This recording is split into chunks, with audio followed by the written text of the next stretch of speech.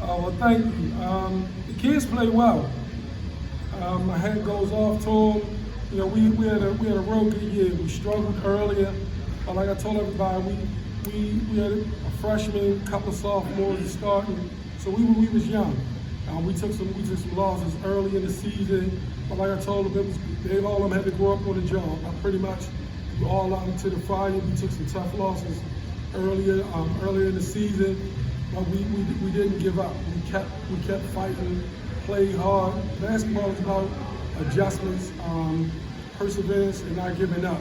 So, you know, just for everything the kids have been through, and some of the tragedies that's been happening in Baltimore City, it's just to win a state championship, to give back, you know, for the community to understand how well these kids play hard, they practice hard.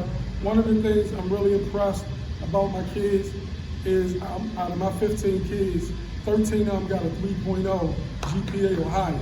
So they're getting it done in the classroom, and now they got it done on the basketball court. So I'm most definitely proud of these kids. What was different this time against Lake Clifton down the stretch in the fourth quarter? Well, when we played them early, like I said, we was young, so we made mistakes. DJ, Marcus, this was their first year playing varsity basketball, and we played late, like the second game or third game of the season. So we was young. We made mistakes down the stretch, and some of the games we lost, I told them everything is a learning process. So down the stretch today, we played real well down the stretch. Josiah struggled a little bit throughout the season. I removed him out of the starting lineup. And what I told him, it ain't how you start, it's how you finish and what you do while you're in there. So my hat goes off to Josiah, because what I did down the stretch, I went to him and I told him, I said, listen, you gotta have a short memory. All of that other stuff throughout the year you went through, sent us home, and he hit all his free throws down the stretch. We gave him the ball. He had a couple of big baskets down the stretch.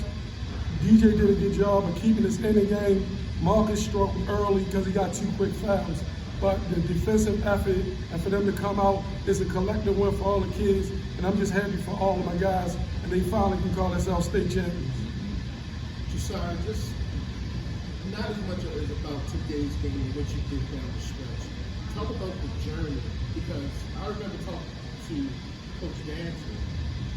They've been out through their first and second game. And I said, what's going on with Josiah? Josiah is consistent. He can kind of even out all the other inconsistencies. Right. But you was kind of up and down. And kind of take us through the season and leading up to today when you had your best game of the year. I started off the first game, played real well, and then towards going into the middle of the season, had my ups and downs, some personal issues that was going through my mind, and they had made me play bad, and I started to miss my free throws, and it was taking me out my game. I was getting frustrated with myself, and Coach Darnell, he always told me to settle down, and my personal bench, he just said, it was going to pay off on the court. So the game said, don't rush, you let the game come to me. I let the game come to me. And one of the other things was he was going through a knee injury as well. So he was just trying to play through it. And like I said, he stepped up when we really needed him to step up. So like I told him, throughout the season, all that's over with. You bring it home for us, and he most definitely did a good job bringing it home for us. Coach actually asked Josiah in the layup line, I need a dunk, man. We got to start, get the crowd ready. And he ended it right there perfectly. Talk about that last 30 seconds before you got to the state champions. Last year when they beat us, one of their players, they ended it with a dunk. And my point guard DJ was coming down, it was an open dunk. So I took it to the end of the game. Yeah, that's on everywhere. We got it on NFHS, it's on Instagram. It'll be everywhere. We'll see it. I really appreciate that. Thank you. Josiah, talk a little bit about the last 2 or so minutes when you literally took the ball in your hands and kind of took over the game. What were you thinking at that point? I gotta calm the game. I gotta control the game. Don't rush. Take my time. And when I go to the free throw line, just take my time and ice the game. At what point when you kind of, felt like you were you and you felt confident to take over again? What was it, what game recently that you kind of felt like, this is kind of my team. I'm a veteran because all these guys are new. What point did you feel like, okay, I can do this? The second round of the playoffs, I was starting to feel back to myself. I getting myself more involved in the game, and I felt I was getting back into my rhythm and starting to feel like myself. So leading to this point, I wasn't nervous. I took my time, and we spiced the game. Coach, a lot of times in these state championships, you have, especially the higher classifications, there's teams that don't have much familiarity with each other. You have so much familiarity with Lake Clifton. Talk about playing the state championship with a team where you guys know each other so well. Well, that's the one thing about playing Baltimore City basketball is we're battle tested. Coach Tree's always been a mentor to me. When I first started coaching basketball, he gave me some pointers. We talked regular. But that's the thing about Baltimore City basketball. Every day, it's always a challenge.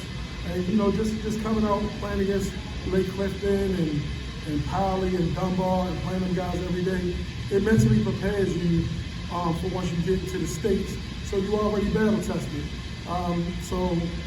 Just to come out and just to play against those type of guys and that caliber of basketball, I always say the Baltimore City basketball is the best basketball, and we proved it because if you look at it, the city going undefeated, coming down and winning the championship, and then for us to Lake to be down here as well, just to compete, that's what just to try to be a representation of Baltimore City basketball and what it's all about.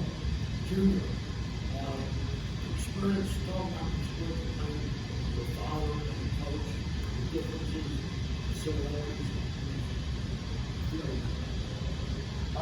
One thing I can say about playing for my father is a great role model for my uncles, all the coaches, my uncles. All I can just say is he just keep me positive. I came into varsity blind, but my teammates have me accountable, and we just push as a team.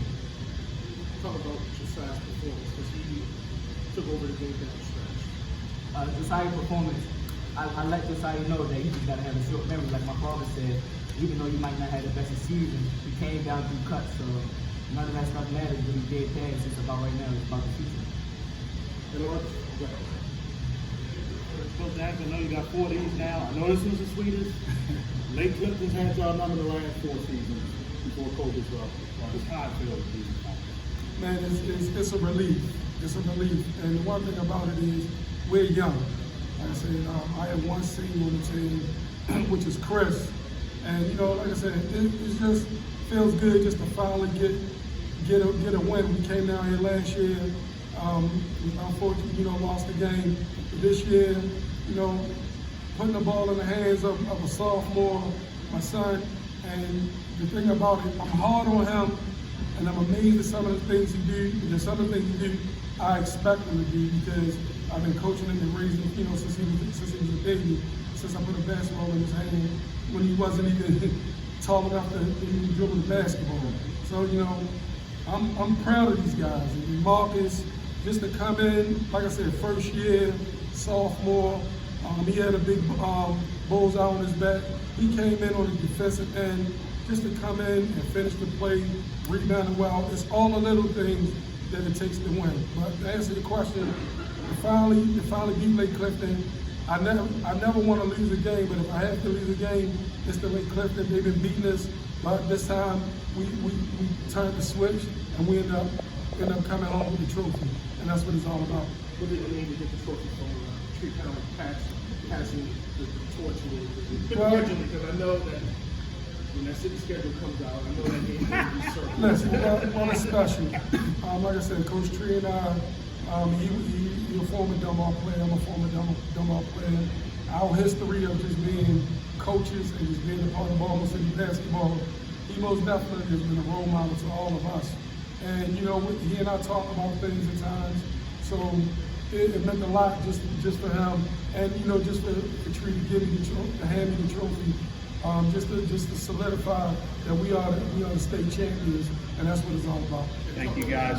Appreciate it. One more question? Yeah, One more.